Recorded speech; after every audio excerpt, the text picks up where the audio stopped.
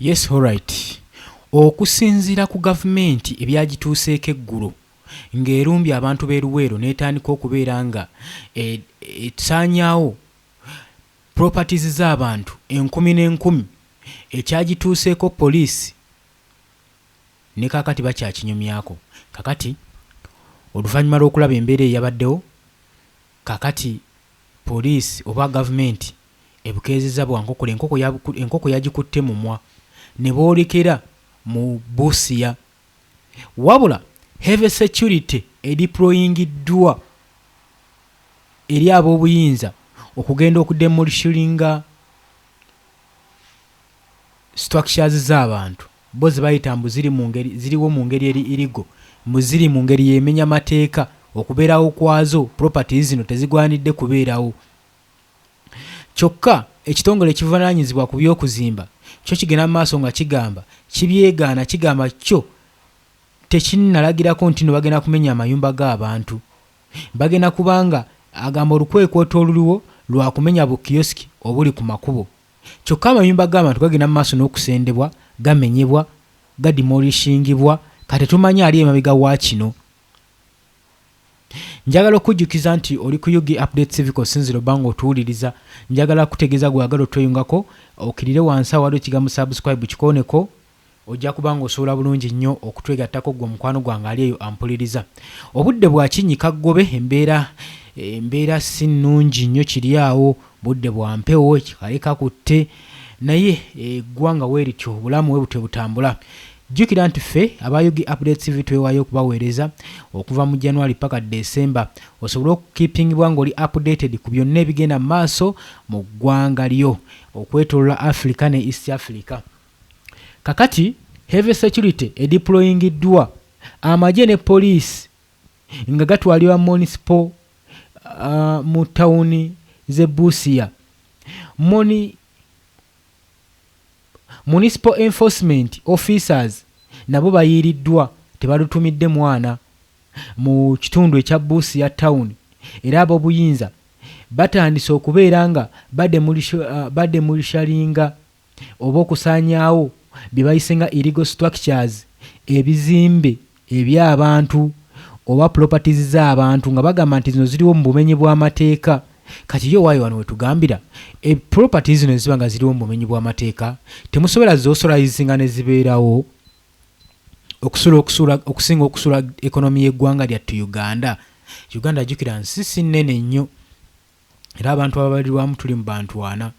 Omanyi abantu omusolo gwe bayinza otteeka ku mmeeza, lwaki bonna oba obasendasenda babulwa emirimu gye bakola ate nkera gavumenti edaage teyina ssente? Kyokka nga n'ezirimu zibbiddwa buli bw'enguzi ba military officers saako ne ba cabinet ministers. Kigambibwa nti bano be basinze okwenyigira mu buli bw'enguzi mu gavumenti ya Mwami Yoweri Kaguta Museveni. Kakati okusinziira ebyabadde eruweero basazeewo ku luno badeployinge heavy security kubanga balabye nga kino kyandibatwala. Nabagambye oyo yenna ayagala okubanga akomekereza gavumenti oba gavumenti yonna ebeeyagala okukomekerezebwa ekola ebintu ebifaanaganako weebiti. Nze nabagambye saa yonna bano bagenda olubalumbe lubadde banoonya balwefunidde olubasigeukulula. Okutandika okumenya ebizimbe by'abantu kye kintu ekizibu. si kyekintu kyogenda okuyimirirako olw'ensonga nti abantu batuuka ekiseera ne beekyawa nga tebakyalina decision nga basigaza kyakukolawo kimu kufana muntu. Tetuganye wayinza okuba nga ebizimbe ebimu biriwo mu bukyamu era mu bumenyi bw'amateeka, ne kye twagala kwe kubeera ne justice, obwenkanya, engeri gye muyingirizaamu omuntu wa wansi n'owaggulu kye muba mukola n'owaggulu naye anyigirizibwe, so si kunyigako muntu omu. Kakati ekibaddewo, poliisi eggulo baagitutte Terinnya, baagitutte Kantindiggwa, kakati ku luno ekomyewo mu Busia ne ffeezi mpya ng'ewendudde omuwanvu n'omumpi okusobola okugenda okulaba nga bateekawo embeera, okuteekawo embeera ey'okudemonstratinga eri abo bademonstrators. Kano muyinza obba temukategedde. Poliisi etaddewo embeera y'okudemonstratinga eri abo bademonstrators abali ku nsonga entuufu, naye nga nabo balina okudipeetinga nabo nga babagamba tubawakanya ebyo mwogera.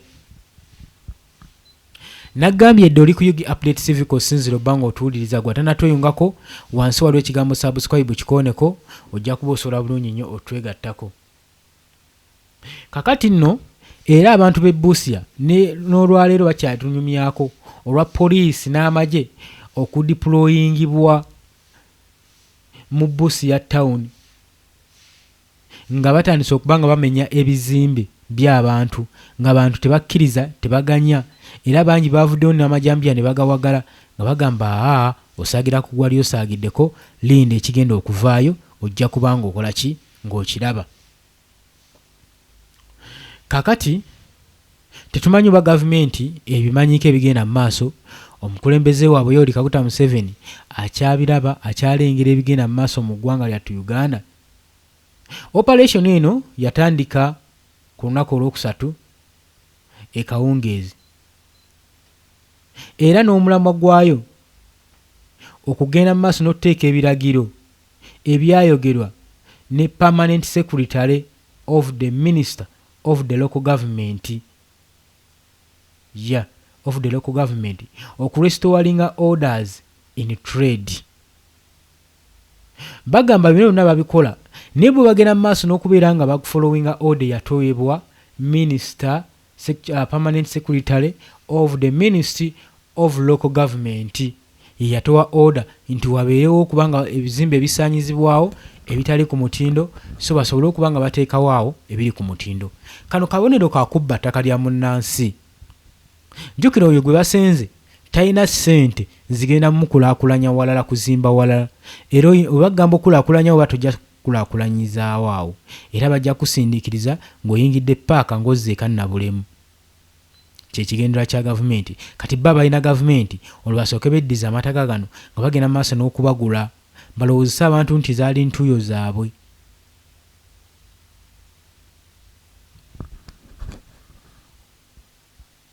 Nkugambye nti omulamwa gw'okusenda abantu bano waliwo ekibbattaka ekigenda maaso mu ggwanga, ekyo njagala okitegeere. Bagenda maaso n'okunyigiriza munnansi nga we bamusenda bamuteerawo pulaani y'ekizimbe kye baagala kibeerewo.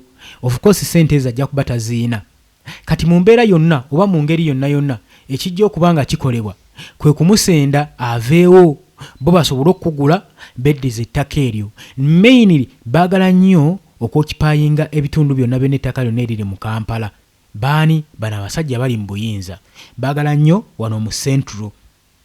Era y'ensonga lwaki olaba bataddewo amaanyi obutawuni ne busitiizi obulala bonna nsonga yakwekwasa bafune obujulizi nti tibaali ekigendwa si kyali kyakusenda ba mu kibuga bokka, wabula n'ebitundu ebirala byagenda maaso n'okuba nga biyisibwamu eggaali oluvannyuma lw'ekintu kino batuulamu. So bwe tova eri n'owuddiisibwa ku bigenda maaso mu Uganda, embeera yeeyo, embeera wetu weekyayimiridde. Njagala okukujjukiza nti oli ku Yugi Update Civic osinza obba nga otuwuliriza. Gwe yenna nkusaba busaba yagala otweyungako, wansi waliwo ekigambo subscribe kikooneko, naawe obeere nga otweyungako bulambalamba. Kakati bagamba baagala kubeera nga barestoringa trade, eby'enfuna, eby'obusuubuzi mu kibuga Kampala. oba n'ebibuga ebiriraanyewo ebirala. Okusaanyaawo kwatandika mu Western Division nga tekunnaba kubanga kweyongerayo mu Eastern Division. Olwo nno Busia Municipal Council ye baakozesa graders nga bakozesa security okusobola okulaba nga baleeta ebizimbe byonna ebibadde biwanikiddwa wansi, saako ne temporary structures endala eziri mu bubenyi bw'amateeka bo nga bwe bagamba ogeza nga bukiyosiki. Era bagamba wiiki ziri ebbiri eziwedde Municipal Council azze agenda mu maaso n'okuvikitinga street vendors saako ne bahackers, abasuubuzi abadde ab'okumakubo mu kibuga Kampala babataddeko nnyo restriction. Mujja kiwulira Robert Kyagulanyi Ssentamu bino byabagamba nti bannange mukimanyi, mujja kiwulira embeera ng'etuuka okugaga lwa butawuliriza. Kati yeno embeera bannayuganda gye bagenda mu maaso n'okuyitamu.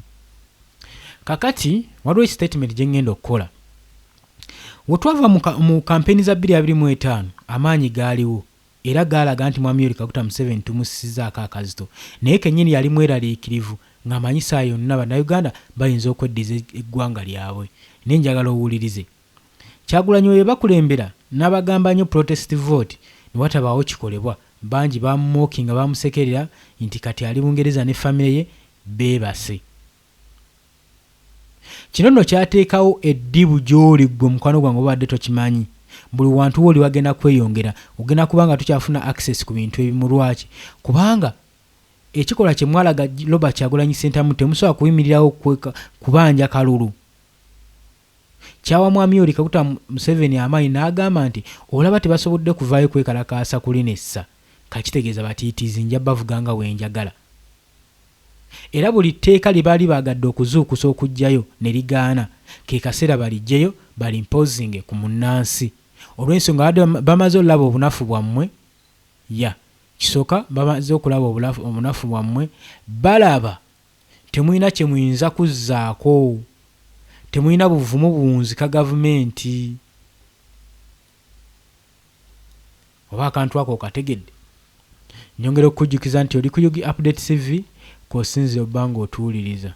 Mbagambye buli muze gavumenti gwe yali eyagadde obbakola mugenda gulaba nga etandika okubakola olw'ensonga nti mulaze obunafu. Kyagulanyi lyalinga ddoboozi lyammwe liyimiriddewo era yabagamba singa kati kabatande eddoboozi liboogerera libakulembedde liveewo. Era nga bagamba mumulabanga tageti yaabwe eri kunze Robert Kyagulanyi Ssentamu, sinze tageti yaabwe wabula mmwe tageti yaabwe, gwe tageti yaabwe. Era ndowooza batandise dde okukulagako ebigenda mu maaso, batandise dde okukulagako ku buli kimu ekigenda mu maaso. Kati bakikola kyere, amateeka gagenda okutandika okuyita bills ze mutaasuubira ze baatya okuyisa, kubanga baalaba nti nno omwaka guno gwa 2026 wano mu elections ngera nabo balina essuubi nti abantu bajja kubanga bajjako gavumenti bateeka okuvaako kama mbaya ni mbaya. Era nabo mu mitima baali bakimanyi nti kuno tetusigala. Niyo olaba baasimatuka nga tewali wadde akolodde, bagamba bano banafu, tusobola obbakola kyonna kye twagala obbakola ne tubalinnya ne ku mutwe, tusobola obbakozesa buli kimu. Era bwe kityo bwe kibadde mukwano gwange ali eyampuliriza. Abawumbatuutu abamu bazze bakozesebwa gavumenti ne bamala ne babeesimulizaako ebisooto ne babakasuka mu dasiti. Bibyo ebizze bibaawo olw'ensonga nti nno mwayolesa obunafu.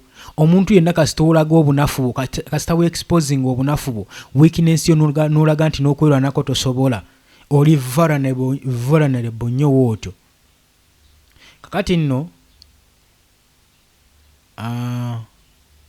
ekintu ekiri vulnerable tukigeze ku kinga olaba olusiriŋŋanyi lyo terusobola kwerwanako.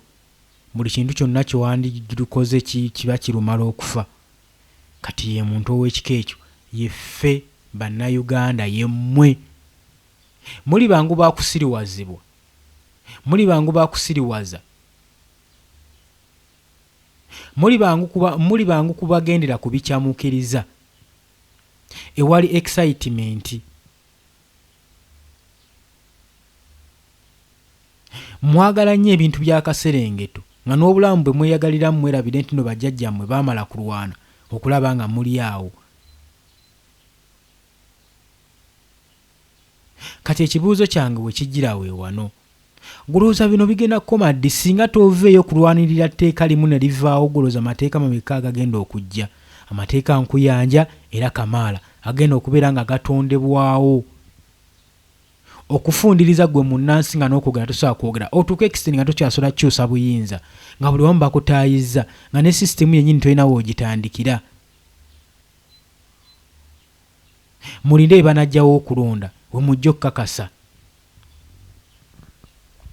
Ffe bino ebigambo tubibagamba sirwa kuba tulina ebyokwogera bingi tulebuka nnyo, naye tulina ebintu bye tugenda mu maaso ne tutunula ne tugamba bannange kino kisusse ate kino kiri waasi. Munnansi adde alina okugenda mu maaso n'okuba nga yeerwanako. Abeerwanyeeko wabalabye. Abantu bali mu byalo bawagala obubazi, bo bagamba ekijja kijje. Ffe tugenda kulina bye bakoze e Kampala.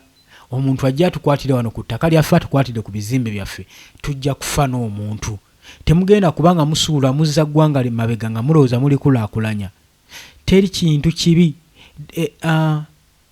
Ekibi tekisolovinga kibi. Ekyo kye mulina okumanya nti olw'okuba nti olina kyeyagala okusolovinga ekirungi n'ovaayo n'ekibi okisolovinge, nedda, tebijja kukwatagana. Nyongera okujjukiza nti oli ku Yugi Update TV osinzira obba nga otuwuliriza. Kakati nno operation yatandika olunaku olwokusatu. Newankubadde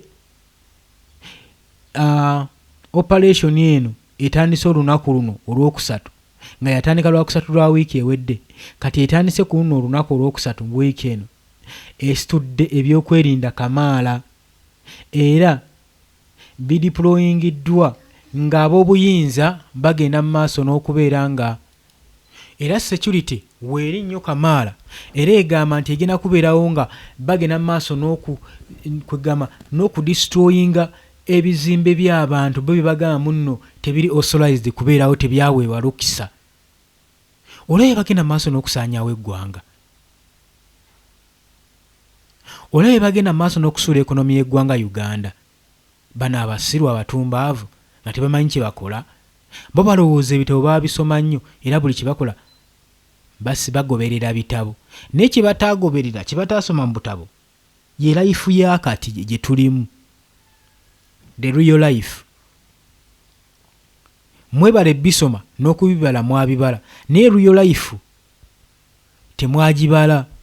Bengi bye mutabala mu real life. So mulekerawo okukola permanent decision over temporary problem. Eggwanga liba likyali wansi nga lyavu, nga n'ekonomi ekyali wansi, temulibumbujjirako liteeka ku standard gye mwagala kuba tetunnatuukayo. Teri ggwanga likulaakulana nga te munnansi omulesse wansi. Olwo ogenda kudiployingamu basivilianizi bapya kuva mu mawanga ag'ebweru abasobola okutunkagana n'omutindo gwo gw'oyagala, kubanga mmwe abatakoze kimala kuva myaka 4. Eggwanga nilibeera nga teryaseetingibwa, teryali ku pulaani. Kati abantu bamaze okukola ebyabwe, bamaze okuzimbazimba ekonomi, kubanga ekonomi y'eggwanga yali yasereba okuva Idi Amin Dada we yagoba abayindi mu ggwanga, kyasulamuko ku ekonomi y'eggwanga. Olw'ensonga nti nno bwe baamala okugenda, ekonomi y'eggwanga yaddamu n'esituka, naye ate engeri gye yagwamu nti product ezaali zitundibwa abayindi tezaddamu kulabikako.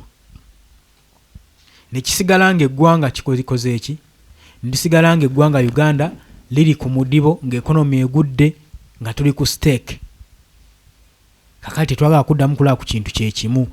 Bannayuganda balwanye nnyo nga bayita by'obusuubuzi okusobola okukulaakulanya eggwanga oddizza waggulu, oddizza ku mutindo ntino lisobola okuvaamu omusolo guyamba eggwanga, ne mutuuka n'okuwolako bannayiba bammwe ate nga nammwe mwetaaga kuwola. Bino nze bye mbagamba. Wamma oli ku Yugi Update TV nyongera okukujjukiza ng'otannatweyungako kirira wansi waliwo ekigambo subscribe kikooneko obeere nga otweyungako. Kakati mbagambye olunaku lubadde lwa leero lwakusatu. lwabadde lwaggulo olwokusatu. Emisonga zino wezatandise. Kati olunaku olwokuna tulabye heavy security ng'eyiibwa mu bitundu ebyenjawulo omuli ne Busia. Kakati operation eno ng'egenda mu maaso n'okuba ng'ekulemberamu aboonoonyi abagenda mu maaso n'okusuula ebizimbe by'abantu. Okusinziira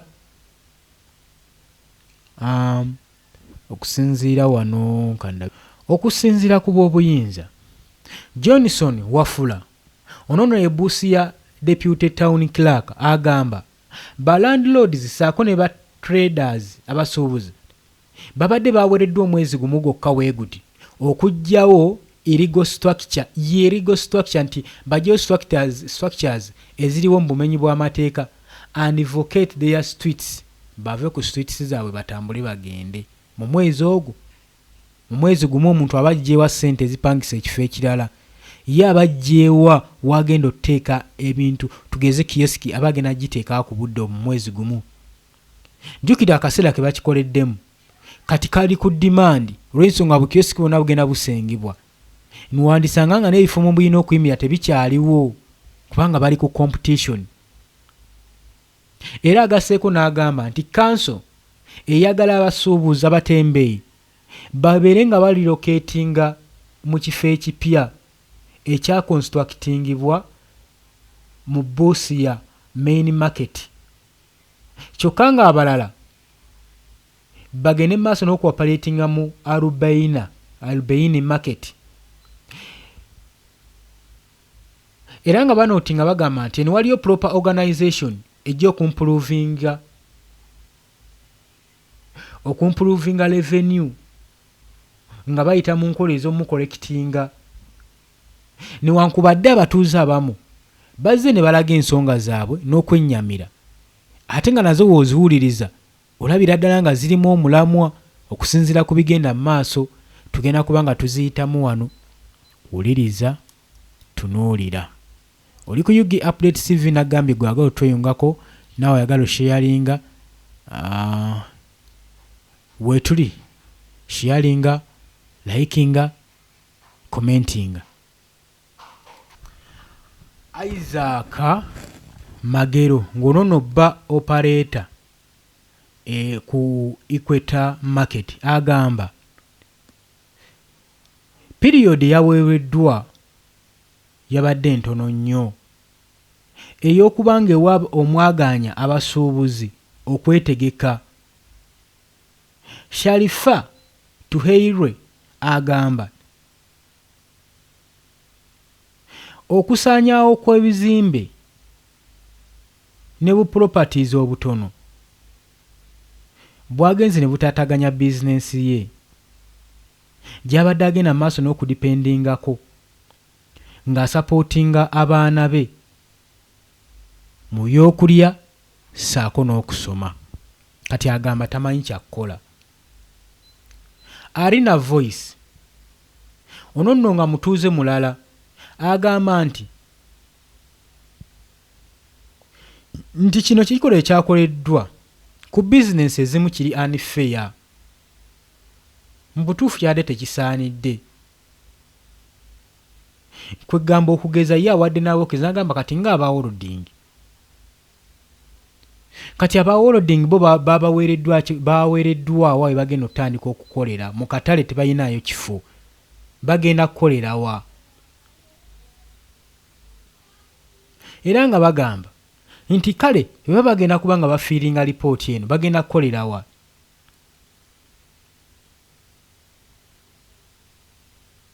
Kolaba ensonga z'abantu ng'olaba manyi bayitha amateeka gano simanyi waaki tebatunulira ssemateeka. Ssemateeka agamba etteeka nga lino ng'eddene nnyo nga lizuukusibwa lirina okuddamu ne liyisibwa mu paaliyamenti. Weliddamu ne liyisibwa mu paaliyamenti, paaliyamenti si yeyina okusalawo n'eba ababaka 100 bameka be balironze nga liyiseewo, si be balina okusalawo.